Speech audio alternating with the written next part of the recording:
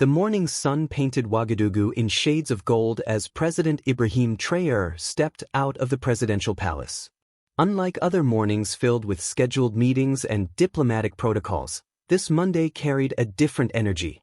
The young leader of Burkina Faso had made a decision that would shock his security detail and change the course of many lives. "Drive me to the central prison," he told his driver quietly, adjusting his simple brown shirt. "No advance notice, no press, just us." The driver's eyes widened in the rearview mirror. "Sir, shouldn't we inform the prison authorities, prepare security arrangements?" "No," Traoré replied firmly. "I want to see how our people truly live behind those walls. Real conditions, not staged presentations." The black presidential vehicle moved through the bustling streets of the capital, escorted by only 2 unmarked cars. Vendors called out their wares, children played in dusty courtyards, and life continued its rhythmic dance, unaware that their president was about to embark on a mission that would expose the cracks in their justice system. 40 minutes later, the convoy stopped before the imposing gray walls of Ouagadougou's Central Correctional Facility. Razor wire gleamed menacingly atop the concrete barriers, and the air seemed heavy with unspoken stories. The guards at the entrance froze when they recognized the presidential vehicle. "Mr. President," one guard stammered, fumbling with the gate keys. "We weren't expecting you, sir." "That's exactly why I'm here," Traoré responded, stepping out of the car. "Open the gates." Prison warden Pascal Wedrao came running, sweat beading on his forehead despite the morning coolness. "Your Excellency, if we had known, we would have prepared everything properly. The facilities, the prisoners." "I'm not here for preparations," the president interrupted, walking past him. "I'm here to meet the prisoners. Take me to them." The warden's confusion was palpable, but he dared not question further. He led the president through a narrow corridor that echoed with distant sounds. Coughing, muffled conversations, the clang of metal doors. The smell hit them immediately, unwashed bodies, dampness, and the suffocating weight of despair. As they entered the main prison block, a strange quiet fell over the facility. Hundreds of inmates, who moments before had been playing cards, lying on thin mattresses, or simply staring at walls, slowly stood up. Their faces registered disbelief, confusion, and something that had been dormant for too long: hope.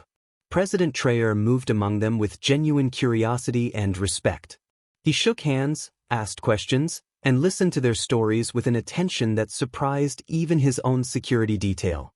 "How long have you been here?" he asked a middle-aged man. 3 years, Mr. President." "Theft charges?" "A wife and 2 children, sir. They visit when they can afford transport." The president nodded thoughtfully and moved on, making mental notes of each conversation.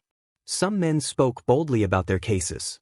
Others remained guarded, and a few simply wept at the unexpected attention from their nation's leader. For over an hour, Traoré walked through the cramped cells, sat on concrete floors, and shared moments of human connection with men society had forgotten.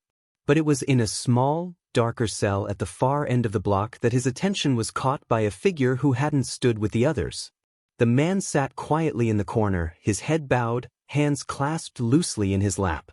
His beard was unkempt, his clothes worn thin, and his entire posture spoke of someone who had surrendered to fate. Unlike the others who had rushed to see their unexpected visitor, this man remained motionless, as if he had given up on surprises long ago. President Traoré approached slowly and stopped in front of the cell. The man looked up gradually, his eyes meeting the president's with a mixture of weariness and profound sadness. There was something different about this prisoner. Not the hardened look of a career criminal, but the broken spirit of someone who had lost everything. "What is your name?" the president asked gently. "Emmanuel," the man replied, his voice barely above a whisper. "How long have you been here, Emmanuel?" 7 years, sir." The number hung in the air like a weight. 7 years. The president studied Emmanuel's face, noting the absence of anger or bitterness that might be expected.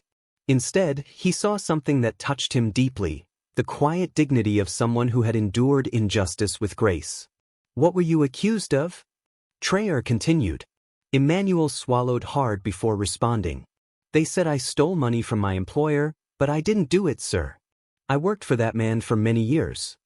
He needed someone to blame, and I was convenient.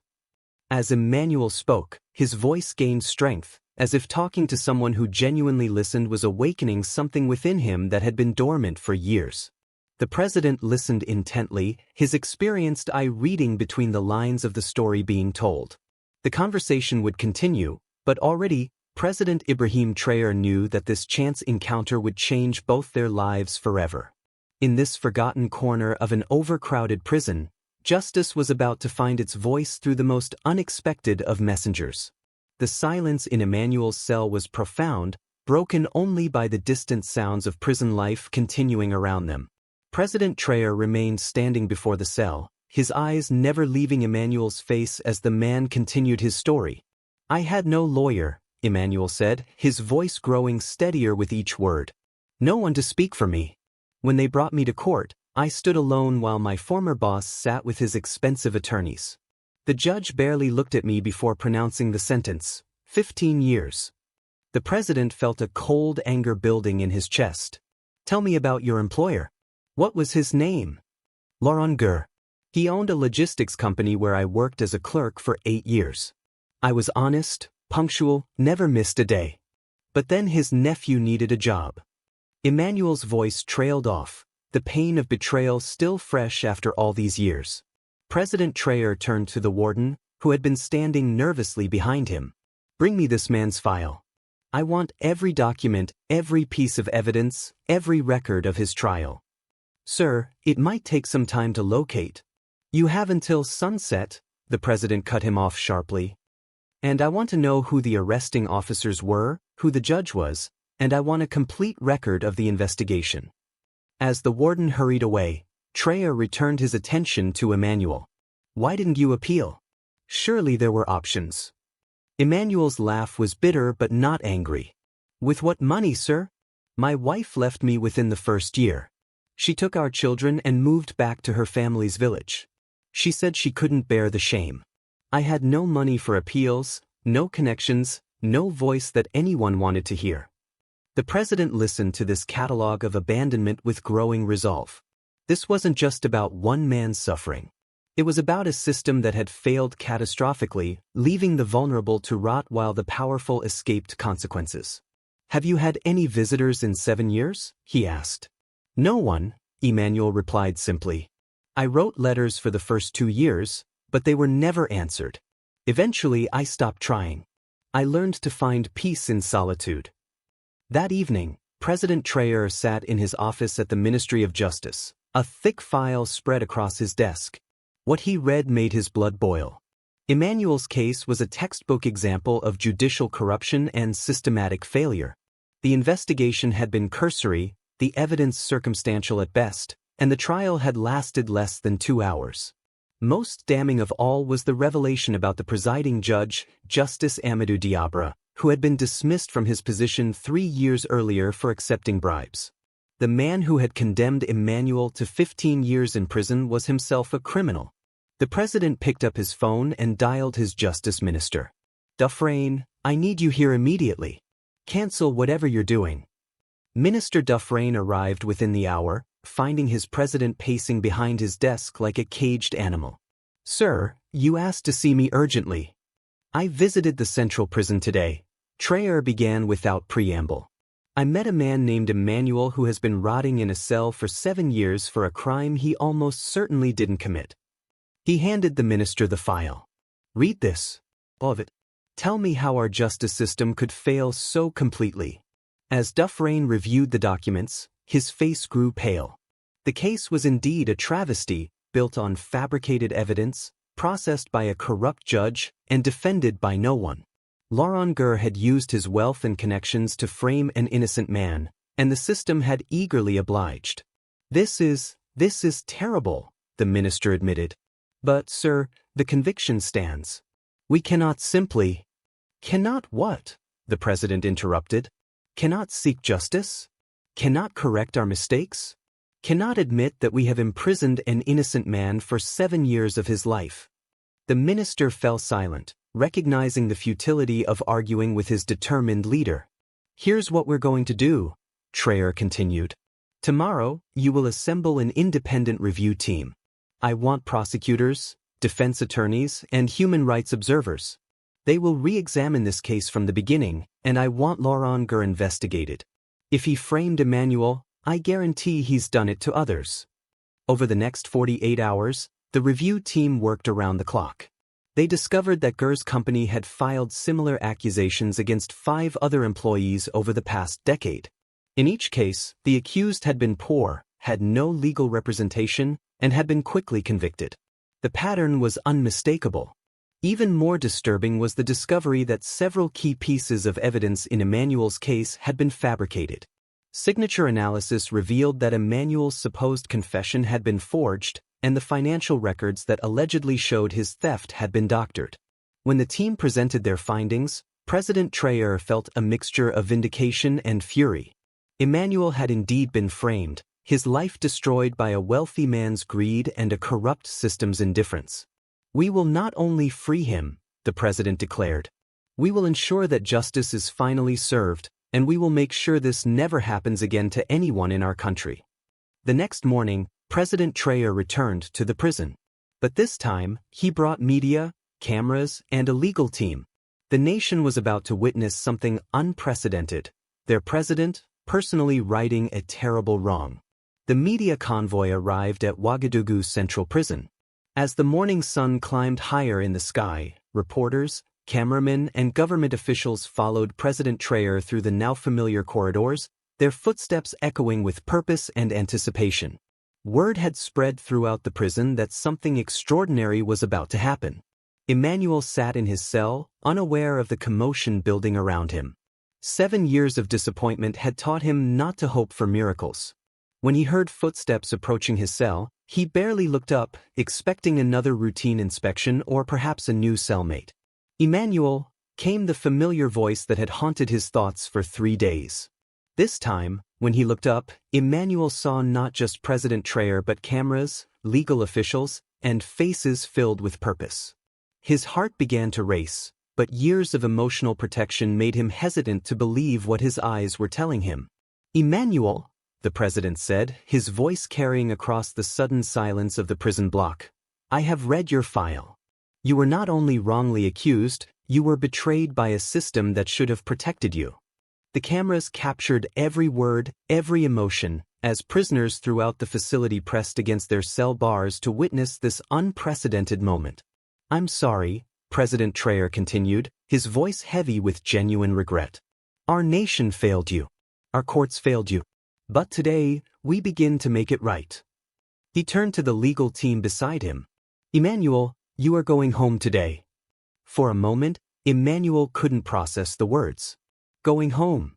After 7 years, the concept seemed as foreign as flying. His legs felt weak, and he gripped the cell bars for support.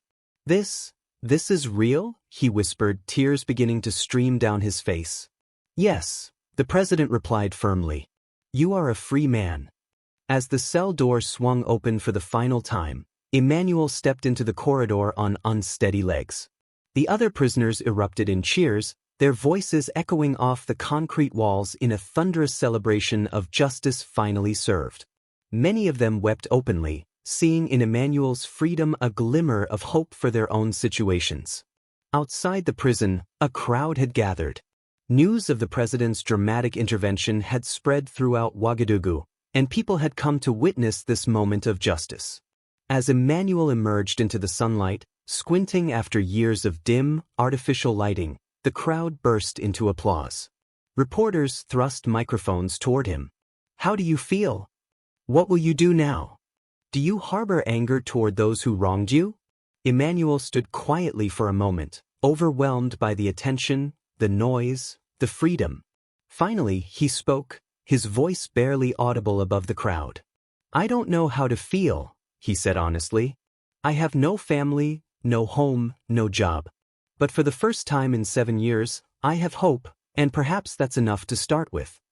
President Traoré placed a protective hand on Emmanuel's shoulder. You are not alone, he declared, his voice carrying over the crowd. Our nation owes you a debt that can never be fully repaid, but we will do everything in our power to help you rebuild your life. True to his word, The president personally drove Emmanuel to the presidential guest house, where he would stay until proper arrangements could be made. For Emmanuel, the simple luxury of a hot shower, clean clothes, and a meal at a real table felt like stepping into another world. That evening, in the comfortable sitting room of the guest house, President Traoré sat across from Emmanuel, 2 cups of tea between them. The formal distance of president and citizen had given way to something more profound. 2 men, sharing a moment of human connection. "Tell me about your dreams," Traoré said. "Before all this happened, what did you want from life?" Emmanuel smiled for the first time in years, a genuine, unguarded expression. "I wanted to be a teacher. I studied education before I took the job with GER. I love the idea of helping children learn, of giving them tools to build better lives." "Then that's what you'll do," the president said decisively. "We'll arrange for you to complete your education, and when you're ready, you'll have a position in our school system." But Traoré had an even larger vision forming in his mind. Over the following days, as Emmanuel slowly adjusted to freedom, the president was working on something unprecedented, a national audit of the prison system. If this happened to Emmanuel, he told his cabinet, how many others are suffering similar injustices? How many innocent people are rotting in our prisons while we congratulate ourselves on law and order? The cabinet meeting was tense. Several ministers worried about the implications of such a comprehensive review. What if they found hundreds of wrongful convictions? What if the public lost faith in the entire justice system? "Then we fix it," Traoré replied simply. "All of it. No matter how painful, no matter how embarrassing, no matter how expensive. Justice delayed is justice denied. And we have denied it for too long." Within a week, President Traoré announced the creation of Operation Justice Light, a nationwide review of all prisoners who had served more than 5 years, with special attention to those who had lacked legal representation. Emmanuel would not just be a beneficiary of this new commitment to justice. He would be its symbol and, eventually, one of its leaders. The transformation was beginning, not just for Emmanuel, but for an entire nation ready to confront its failures and build something better. 3 months after his liberation, Emmanuel stood before a packed auditorium at the University of Ouagadougou. Dressed in a crisp white shirt and dark jacket, he bore little resemblance to the broken man who had emerged from prison. But it wasn't just his appearance that had transformed. There was a new strength in his voice, a clarity of purpose that commanded attention. "I speak to you today not as a victim," he began, his words carrying across the silent hall, "but as a witness to what happens when power operates without accountability, and as proof of what becomes possible when leaders choose courage over convenience." In the front row, President Traoré listened with pride as Emmanuel addressed the law students. This was Emmanuel's idea, to share his story directly with those who would shape Burkina Faso's legal future. It was part of a broader transformation that had captured international attention. Operation Justice Light had exceeded everyone's expectations, revealing systematic failures throughout the justice system. In 6 months, the review teams had examined over 2,000 cases and identified 347 prisoners who had been wrongfully convicted or held beyond their sentences.